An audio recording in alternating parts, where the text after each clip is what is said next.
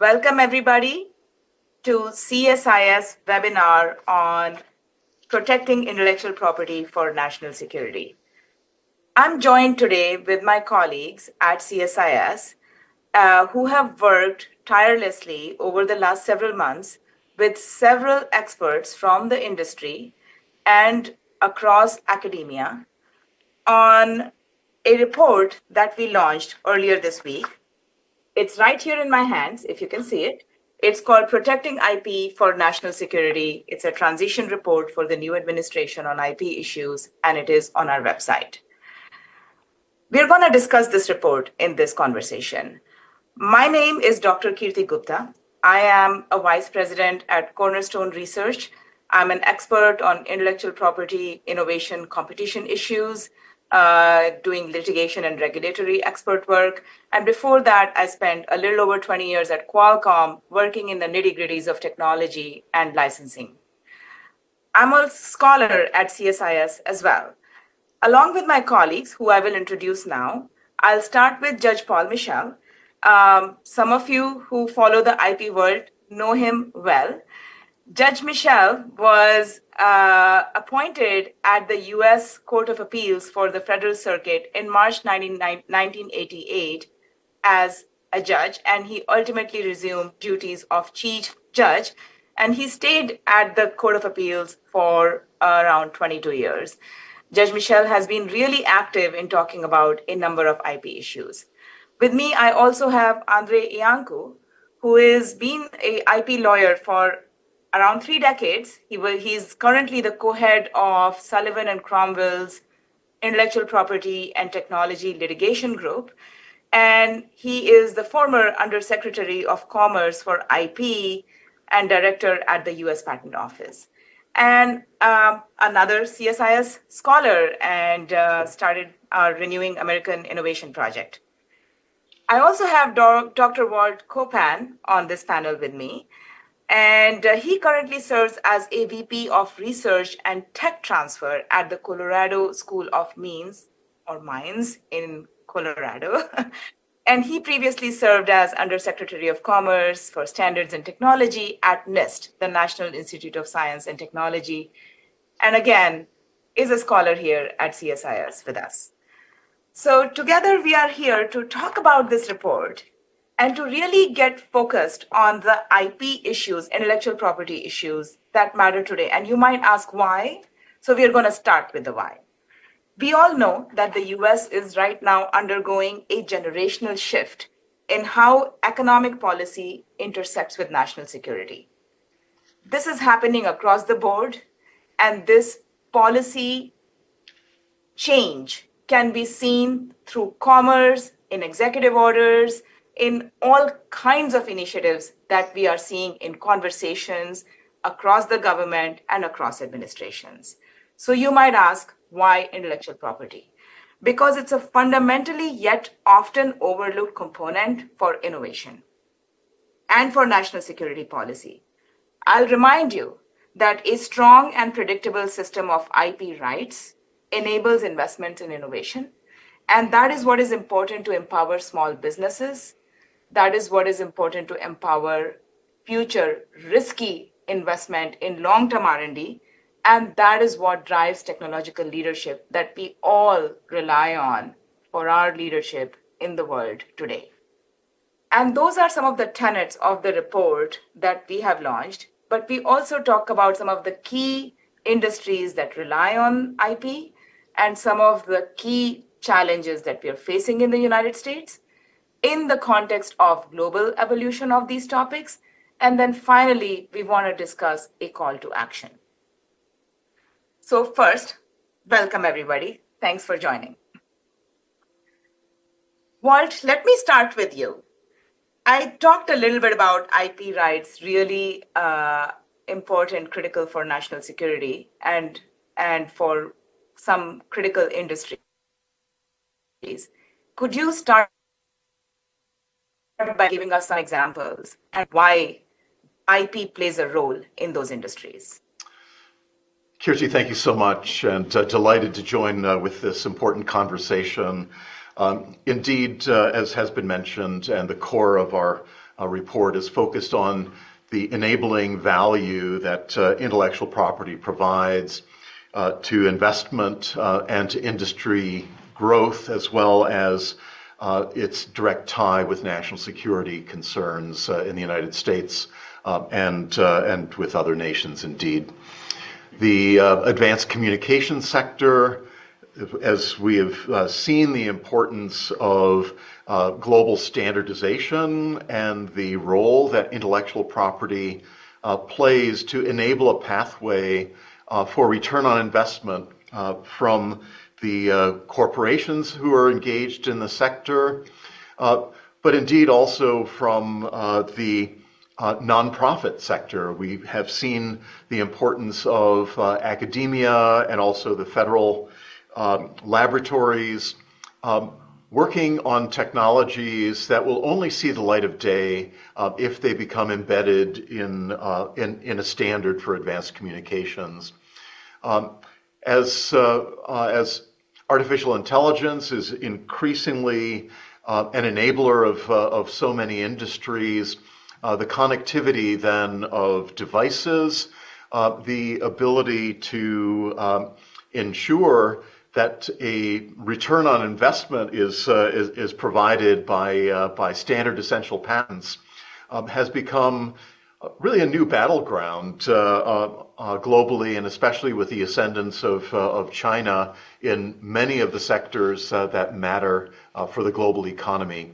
We're in the midst now of the preparation for 6G and the research and development that's going to be important to the next generation of telecommunications technologies, as well as advanced compute.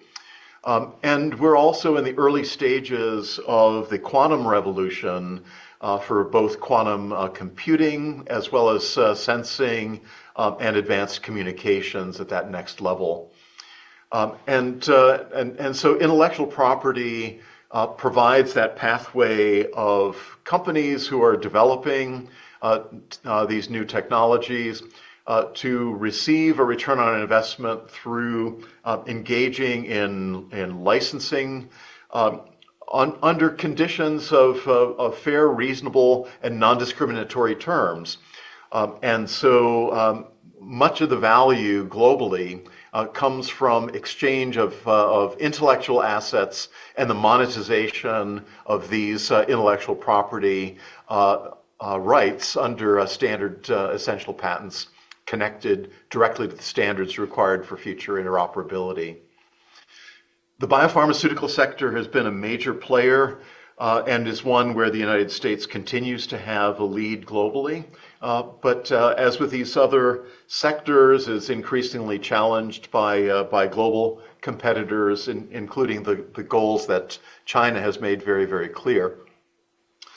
And so much of the core value of the pharmaceuticals, the therapeutics and diagnostics in the future are tied in with the intellectual property rights that underpin the discoveries and the ability then to translate those discoveries into market value, tying together marketing arrangements and manufacturing agreements to enable technologies such as the messenger RNA related vaccine technologies that were so important in the fight against COVID-19, but really representing the next generation of platform technologies for human and animal health. And the only way in which these rights create value in the marketplace is through their clarity, their security and predictability to enable the companies, the organizations, including universities, research institutes, and the healthcare sector itself to receive a return on investment is through the monetization of the intellectual property rights behind them. And lastly, let me just say the agriculture sector is increasingly technology rich, as we've seen so much in recombinant DNA technologies, the ability to protect new crop types, enables then greater value and yield in global markets. And again, intellectual property rights provisions provide that foundation for return on investment, global trade, and the direct as well as indirect linkage with national security. Let me turn it back Thank to you, you. Walt. And when we were writing this report, I actually was quite surprised to see so many examples of the agriculture industry in particular benefiting from innovation and patent rights, kind of fueling that innovation. I was obviously familiar with the advanced communications. That's my industry, home industry, and I was quite familiar with biopharmaceuticals and the role of intellectual property. But the role of in agriculture in particular, and such an important role, was quite surprising. And in our report, we have really some specific numbers about the hundreds of millions of dollars of spending in R&D and the impact of that R&D on prices and on productivity and so on across these industries that are really nice to kind of sink your teeth into.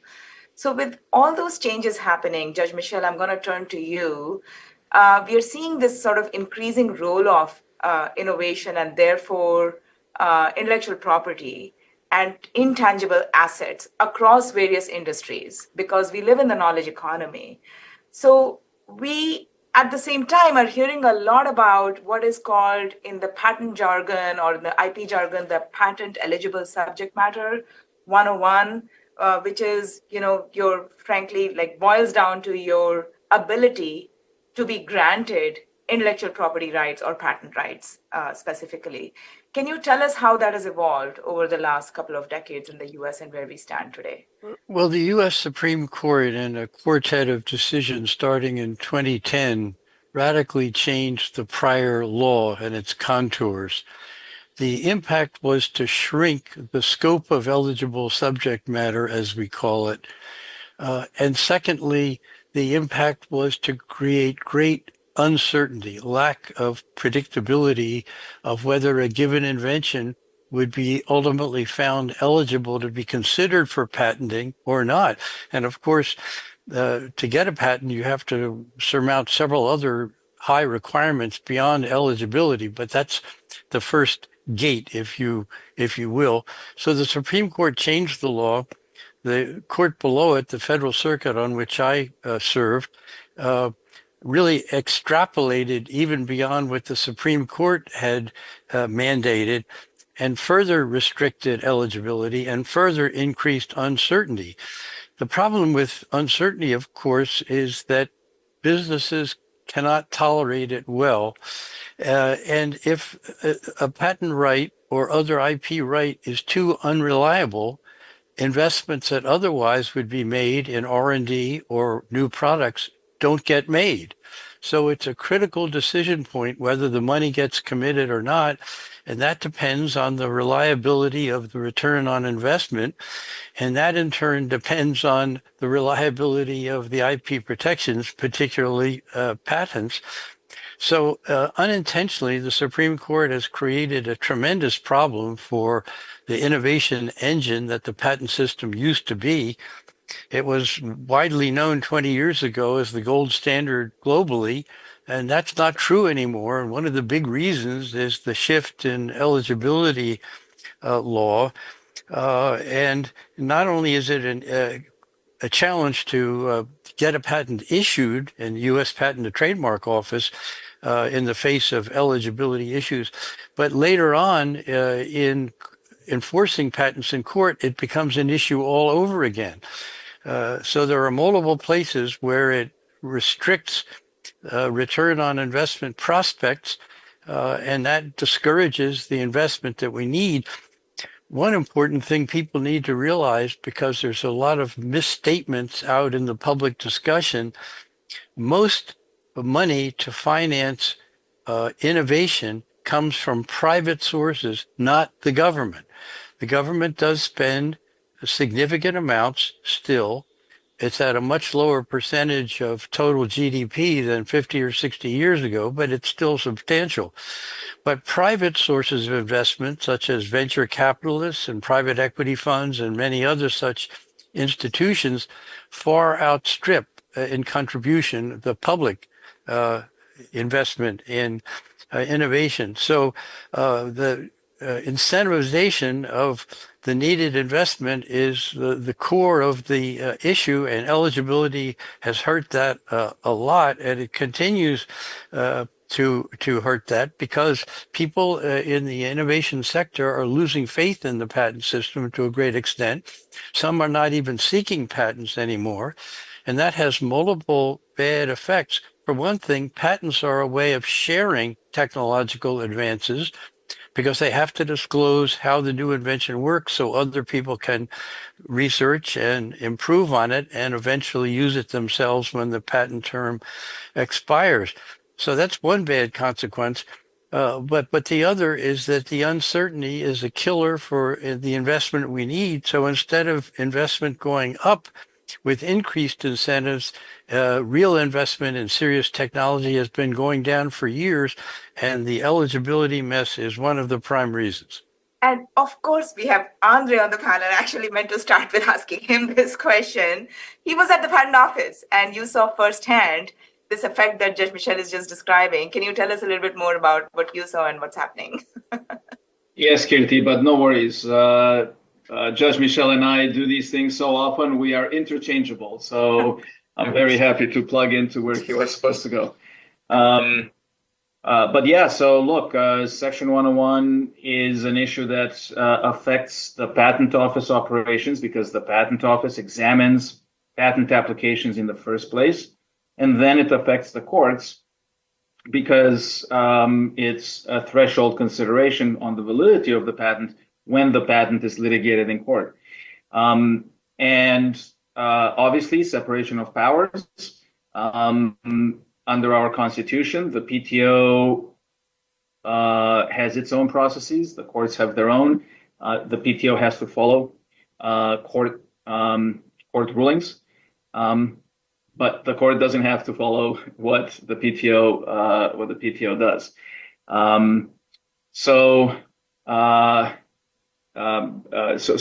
What we did at the PTO when I was there was to issue guidelines, examination guidelines to our examiners when it comes to Section 101.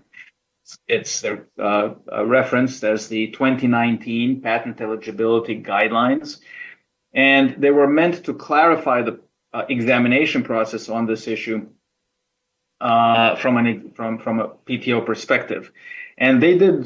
They worked really well. We're talking; it's been 6 years now. The predictability of examination on this issue has grown dramatically by more than 40%, according to a study from the PTO's chief economist's office. The number of rejections has gone down dramatically, and it's overall just easier to understand and follow.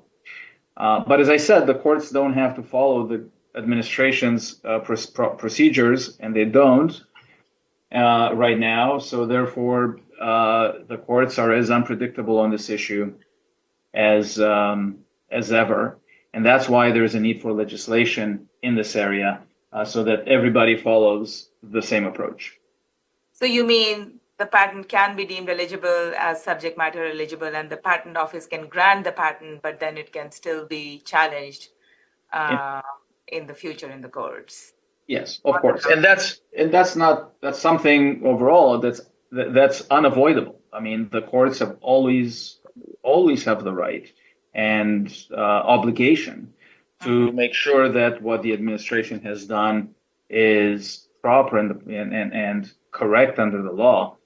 But the problem is that that the way the court approaches Section 101, as Judge Michelle explained, is unpredictable. And it's more and more unpredictable as the years go on. Why? Because the way the court generally does it is say, okay, we're going to look at other areas of technology that we've already looked at that's somewhat similar to the patent that's in front of us, and try to find some commonality in the types of technology between the current patent under review and precedent. And that is just very unpredictable. And the more time goes on, the more cases that find patents ineligible get added to the precedent column, making it easier and easier down the line to find other patents that are somewhat, quote, similar in the judge's minds. And that's not the way, in my opinion, that the validity of a patent should be judged. Each patent should stand on its own and be judged against the statute. And if it meets the statutory criteria for patentability, it should be eligible. You can't possibly keep track and try to analogize to other technologies. Each patent is new. It's different in many different ways. And it makes the work harder in terms of resources. I'm watching the clock here. I just want to do a quick plug for the report. It does cite to a few studies, and one of them being, a 2017 one, which looks at around 1,400 inventions across cancer and diabetes that were granted patent protection in other jurisdictions like Europe and China, but not the United States. So there are some, numeric numbers there that are kind of capturing this effect that you both are describing. I'm going to move on quickly to enforceability. So like we talked a little bit about, all right, you first need to get an IP right, as an example, a patent, and then you need to enforce that in the courts if there is a challenge of, the licensing negotiation breaks down or somebody's infringing an IP right, they go to the courts. And there are a couple of challenges that I think we've been hearing a lot about recently. One is just that sheer availability of the remedy called injunctive relief to be able to seek or get an injunction to stop an infringer from infringing your property right. And I'm going to maybe start with you, Judge Michel, on that one, and then we're going to talk about another enforceability challenge. Sure, thank you. Well, the first thing to note is that it used to be that when patents were stronger and more reliable and led routinely to injunctions, most implementers voluntarily took a license and litigation was not even needed. But those days are largely gone, and most implementers now prefer not to take a license voluntarily, to wait to be sued, to then drag out the suit as many years as they can.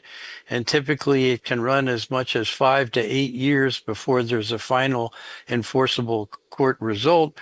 And even then, the remedies are often very inadequate. The Constitution declared that the patent right should be an exclusive right. That is, no one else can use your invention without your permission because you created it, you own it.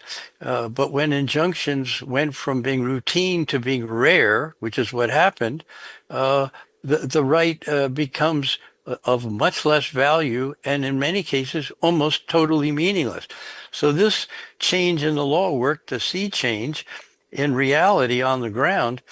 And the country, in a way, unintentionally, of course, but in a way, the country has been trapped by the courts because, as Andre said, precedent reigns in courts, and the highest court has the ultimate authority and so on down the chain of command. And everybody has to follow the precedents. So when the precedents are bad, which I would say is the case we have on eligibility law, the country is trapped. There are only two ways out of the trap. If the Supreme Court would revisit and revise its eligibility doctrine, that would be one way out of the trap. But they've been asked to do that almost 100 times in the last 10 years, and they've refused every such request.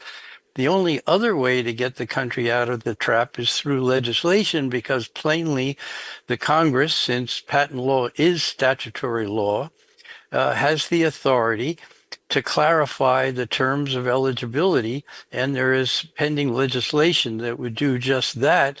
And given the attitude of the Supreme Court and the trap that all the lower court authorities and the Patent Office and others are in, the legislation becomes supremely important to the country. And the contrast with competing jurisdictions, as you indicated, is quite stark. In Europe, including in England, injunctions are routine once infringement is proven. In major Asian jurisdictions, injunctions remain routine once infringement is proven. Even in China, injunctions are routine. But in the US, injunctions, which were once routine, are now quite rare, particularly if the patent owner is not a big manufacturer itself. So small businesses, startups, research university spin-offs are particularly handicapped in the current environment of rare and weak injunctions.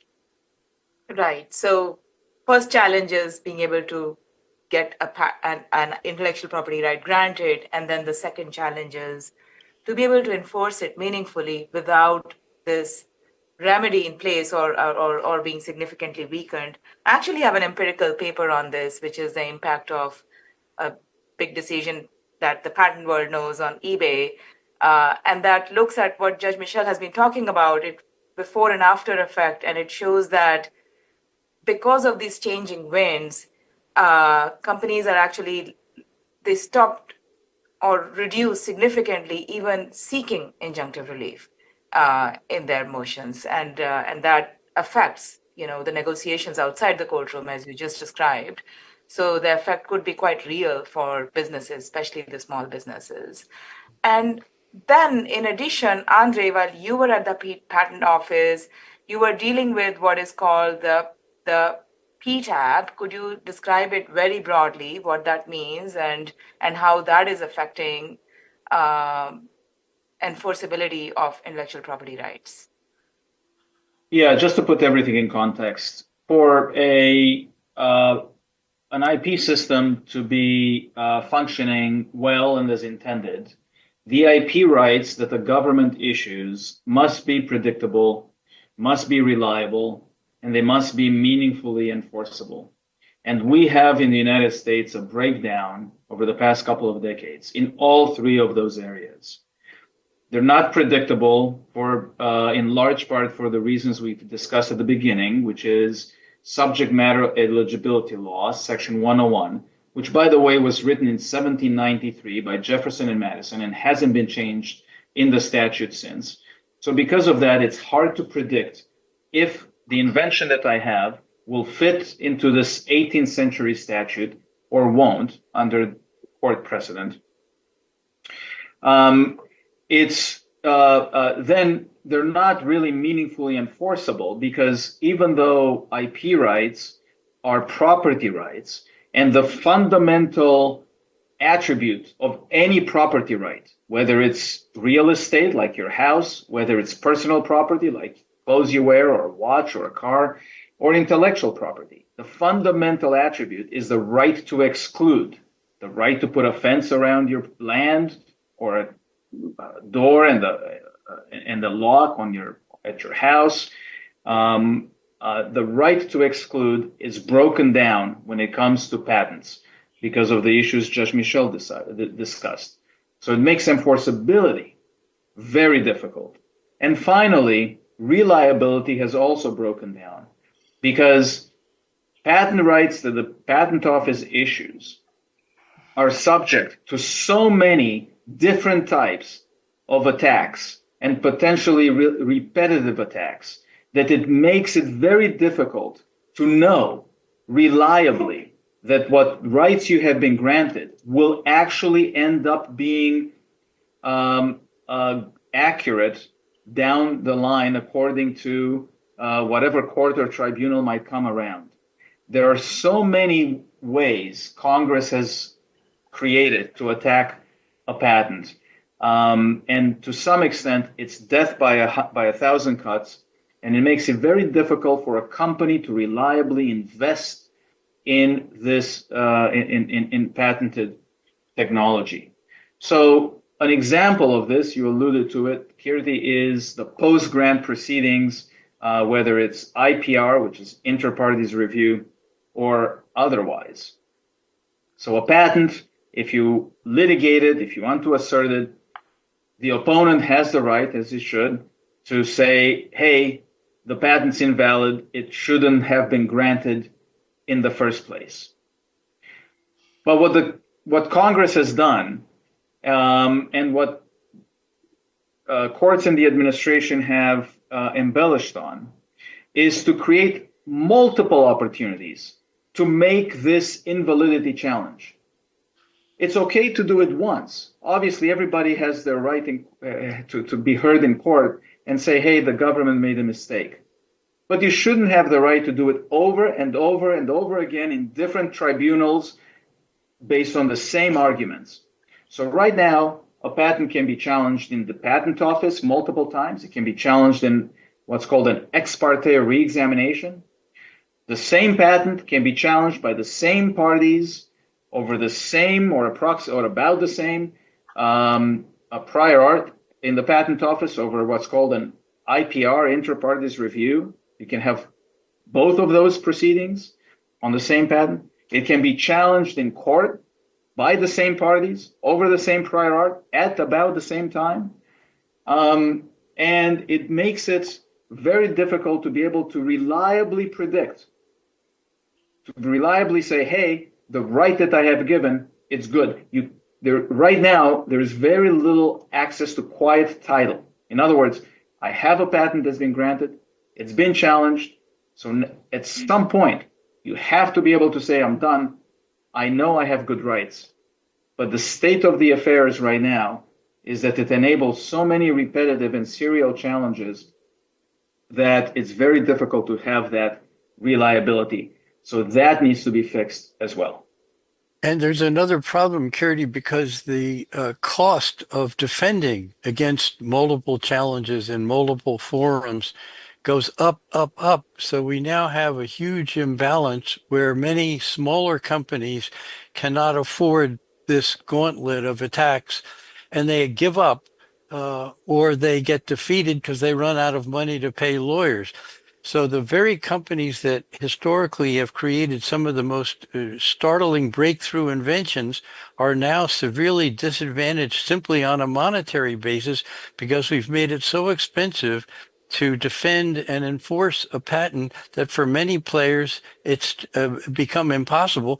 And this gives unfair advantages to certain companies that would love to infringe for free because they can simply conduct a war of attrition and defeat the smaller party. And it happens every day, and it's hurting our economy and our technology advancement. In many ways, too, I think that the constitutional protections that were originally established were to support the entrepreneur, to support the small player, the inventor, and provide them the clarity, the protections that they needed to take their concept into the marketplace with due protection. We've seen this unfortunate erosion over time, but I think we're also at a moment of hope with some new legislative proposals that are recognizing these issues, recognizing the need for injunctive relief, and providing the kind of clarity that's so important around the definition of protectable, eligible subject matter. And so I've been part of this conversation and part of our report, but I also see that this is a time of opportunity for our nation to regain a position of leadership once again, to drive entrepreneurial outcomes and to create clarity that protects the specific property rights of the inventor. Well, thank you. I want to end, and thank you for being the optimist. I want to end with a moment of hope, optimism, and call to action. But before that, let's take a very quick tour around the globe. I have my eyes on the clock, so I'm going to make this brief. But we talked about the uncertainty. We talked about the expansion of length and cost for rights basically being, claimed. And I mean, it strikes me like this First of all, there is no other kind of like legal dispute that has, let's call it, the privilege of going again and again and again and being redisputed or rechallenged. And second, the timing of it, like it's not happening in any other jurisdiction. So very quickly, and Andre, I'm gonna want to keep it very short. China. Give us quick highlights of what's happening around the globe in China. And Judge Michelle, I want you to tell us a little bit about Europe. Let's start with you, Andre. Yeah, China over the past decade or two has diligently worked at creating a more robust intellectual property system at home. First of all, they have put a lot of emphasis in their companies obtaining IP rights around the world. So not just in China, but definitely beginning with China, but then also in the United States and elsewhere around the world. So right now, the number of US of Chinese patent applications filed in the US and around the world is a staggering increase over what's been in the past. And overall, globally, the sheer number of applications dwarfs every other country, including the United States. Same thing is true on the trademark side, by the way. Second, within their system domestically, they are moving very fast. They're able to generate those rights very quickly. And also their enforcement mechanisms are significantly more robust than they have been in the past. Again, they're faster to get to judgment. They're much less expensive. They don't have the predictability problem that we have with respect to eligibility that we discussed. They solved that issue. They have injunctive relief, as Judge Michel spoke earlier. So they have a thoroughly modern system. There are lots of problems there as well. Still, I don't want to overemphasize without mentioning the concerns. There's a big transparency problem. There is a hometown effect as well. But the point is, they have been moving in to make their systems stronger and more robust. So I think the big takeaway here is that we're not in isolation here. There are these, fast evolving, pretty advanced, complex IP jurisdictions around the world that are quite capable, and they're getting their timing to be faster. Judge Michel, a couple of sentences on Unified Patent Court, new development in Europe. Well, as with China, there are new courts filled with technology specialist judges. They operate much faster and much cheaper than the U.S. courts. And the relief is available not only quickly, but with power. So they get injunctions almost in all cases once infringement is proven, which doesn't take long and isn't hard. So we're at a huge competitive disadvantage. And as a result, it's not surprising to me that U.S.-based venture capitalist money that used to be spent almost entirely in the United States is now flowing increasingly out of technology and out of the U.S. To other jurisdictions that have stronger enforcement. Thank you for talking about venture capital investment, because, Walt, I wanted to ask you, public-private partnership has been a big hallmark in the United States for the universities bringing patents and intellectual property of different kinds on the table, new inventions. Things are changing with the Bayh-Dole Act in the 1980s and now the most recent development in Martian rights. Could you give us a quick overview of that challenge? Thanks, Kirti. The role that public-private partnerships play has been the core of the U.S. innovation system. And although the percentage of investment made in public research has been going down relative to the private sector investment, a lot of the fundamental discoveries come from publicly funded research. And as a result, provide the seed corn for foundational patents and new platforms that represent innovation opportunities, venture capital investment options as well from those arising inventions. Under the Bayh-Dole Act of 1980, the government does retain, under certain selective conditions, the ability to march in the case that a licensee is not diligently pursuing the commercial development of technology and making that broadly available to the public.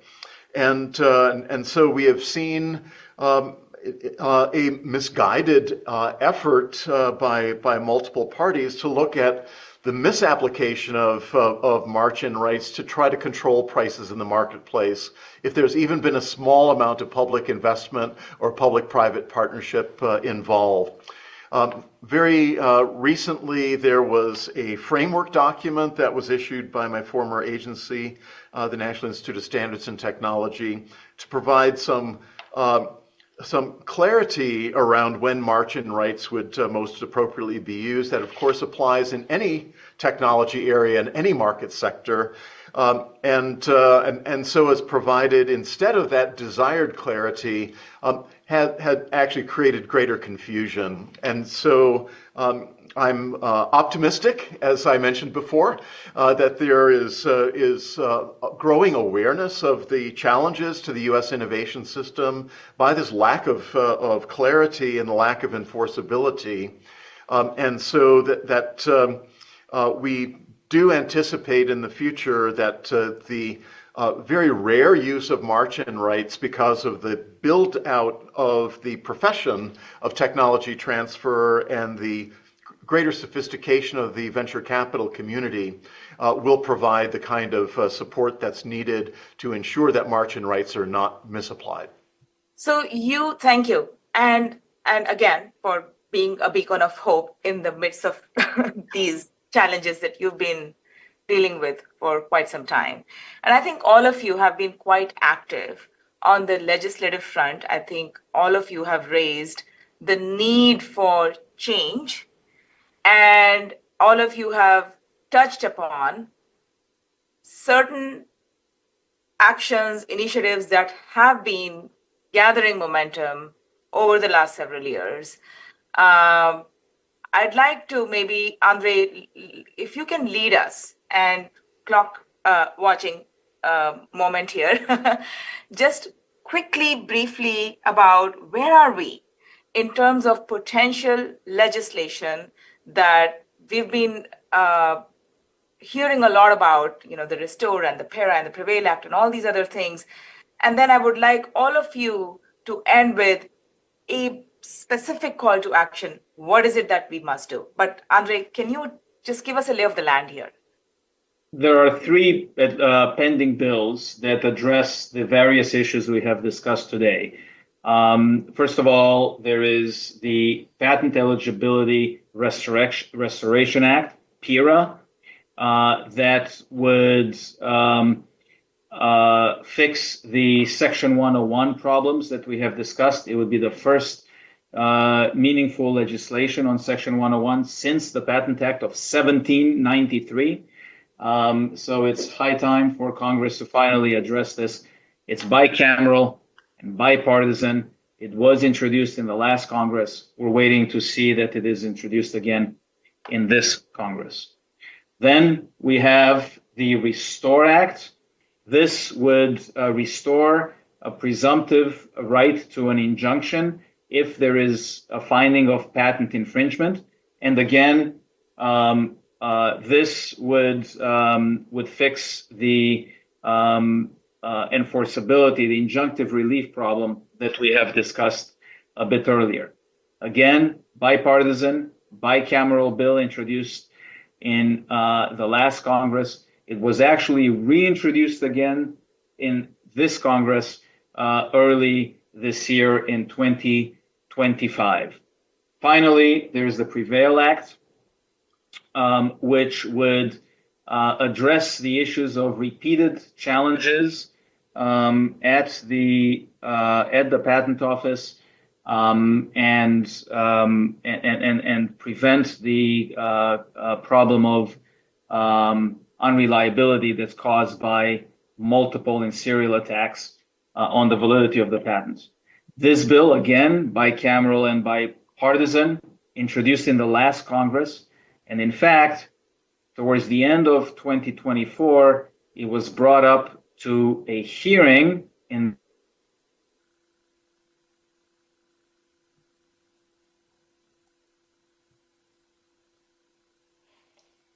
Well, I think we might have lost Andre briefly, but I think Judge Michel, you can jump in right there where we are vis-a-vis the restore prevail, and do you think it will prevail? I think there's a good chance that prevail will be passed.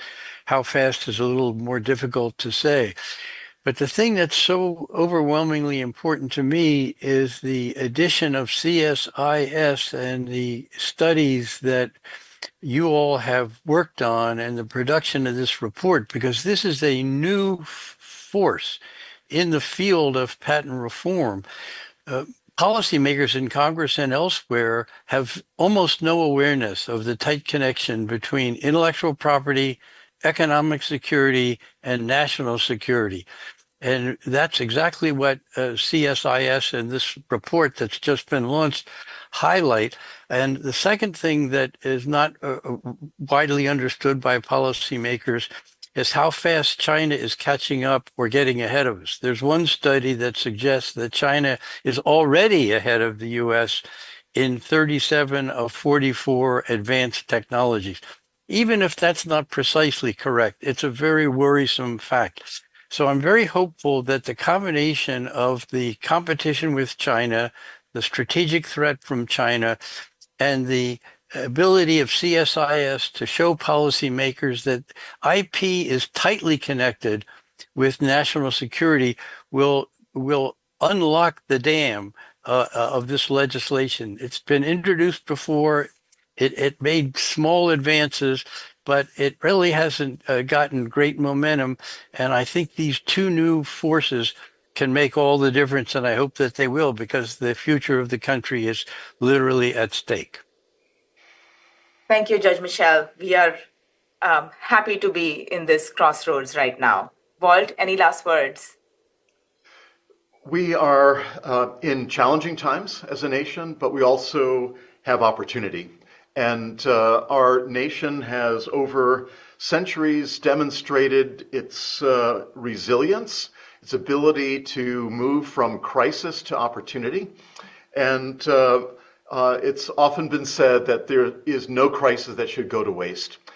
And so I think that's the opportunity before us to genuinely understand the linkage between intellectual property, economic security and vitality, and national security, to see this as a call to action for the nation, to take advantage of what's been learned, to see what's been lost in our innovation system, to have also the example of how over the last 2.5 decades that China has been able to transform its own economic system and its own security posture globally, because they're focusing on the fundamentals. They're focusing on intellectual property, the ability to have clear and enforceable rights, the role that standards play, and the ability to monetize intellectual property linked with standardization to access global markets, and also the need to understand the role that entrepreneurial ventures and venture investment plays in the public-private context, and the engine that this nation has enjoyed over many, many decades, in particular since the Bayh-Dole Act and the Stevenson-Weidler Act that governs technologies that come from federal investment, to be able to finally, as a nation, to see this opportunity to drive the change, to pass the legislation, and to change the policies that will provide the kind of clarity and economic vitality for the future of our national security. I have 30 seconds to close. Thank you, everyone, for tuning in. Again, the launch of our report, where is the blur line here, protecting intellectual property for national security, is today. The report is on our website. You just look at CSIS, intellectual property, and it'll pop up. And we are going to continue this conversation about call to action on Tuesday, April 1st at a big IP conference called IP Leadership at CSIS headquarters. We are expecting 200 to 300 people. We are expecting a lot of stakeholders from the intellectual property community, from the policymakers, industry leaders, scholars. Please join us at CSIS headquarters or log in at www.ipleadership.org for being streamed live. You can also watch the videos later, but we would like to see you. We would like to see your engagement in person and on the website, ipleadership.org. And I would just like to thank everybody at CSIS for making this happen. The staff has been amazing in making this webinar happen and the report happen. And a big special thank to Chris Borges, our research analyst, program manager, who has helped in the writing and launching of this report. Again, hope to see you in future events, particularly Tuesday at Leadership. Thank you all for tuning in.